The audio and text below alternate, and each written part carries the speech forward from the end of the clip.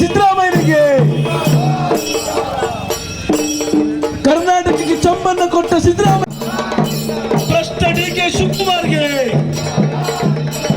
ಸಂಪೂರ್ಣವಾಗಿ ಆಡಳಿತ ವ್ಯವಸ್ಥೆಯನ್ನು ಹದಗೆಟ್ಟ ಸರ್ಕಾರಕ್ಕೆ, ಅನುದಾನ ಕೊಡದ ಸಿದ್ದರಾಮಯ್ಯನಿಗೆ, ಸರ್ಕಾರಿ ವೈದ್ಯಕೀಯ ಕಾಲೇಜನ್ನು ಮಂಜೂರು ಮಾಡದ ಕಾಂಗ್ರೆಸ್ ಸರ್ಕಾರಕ್ಕೆ ಧಿಕ್ಕಾರ ಧಿಕ್ಕಾರ.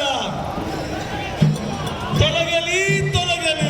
ಕರ್ನಾಟಕದಲ್ಲಿ ಮೊನ್ನೆ ಮಂಡಿಸಿದಂತಹ ಸಿದ್ದರಾಮಯ್ಯನವರ ಬಜೆಟ್ ಒಂದು ಕರಾವಳಿ ವಿರೋಧಿಯಾದಂತಹ ಬಜೆಟ್.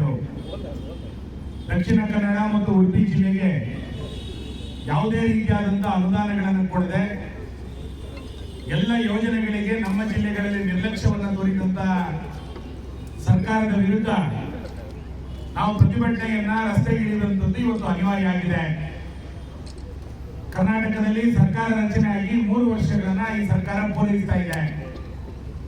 3 ವರ್ಷದ ಅವಧಿಯಲ್ಲಿ ಅಭಿವೃದ್ಧಿಗೂ ನಮಗೂ ಸಂಬಂಧ ಇಲ್ಲ ಅನ್ನುವಂಥ ವಾತಾವರಣವನ್ನ ಈ ಸರ್ಕಾರ ಸೃಷ್ಟಿ ಮಾಡಿರುವಂಥದ್ದು ನಮಗೆಲ್ಲರೂ ಕೂಡ ನೋಡಿದೀವಿ. ನಾವು ಈ ವರ್ಷ ಬಜೆಟ್ ಮಂಡನೆ ಮಾಡಿದಾಗ ಈ ಸಾಲಿನಲ್ಲಿ ಅಂದ್ರೆ 2023ರಿಂದ ಮೊನ್ನೆ ನಡೆದಂತಹ ಬಜೆಟ್ನ ತನಕ 4 ಬಜೆಟ್ಗಳನ್ನು ನಾವು ನೋಡಿದ್ದೀವಿ. ಸಿದ್ದರಾಮಯ್ಯನವರು ಈ ಸಾಲಿನಲ್ಲಿ 17ನೇ ಬಜೆಟ್ ಅನ್ನು ಮಂಡಿಸಿದ್ರು.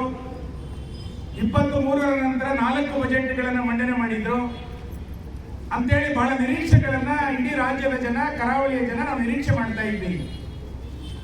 ಇಡೀ ರಾಜ್ಯದ ಜನರಿಗೂ ಚೊಂಬನ್ನು ಕೊಟ್ಟಿದ್ದಾರೆ.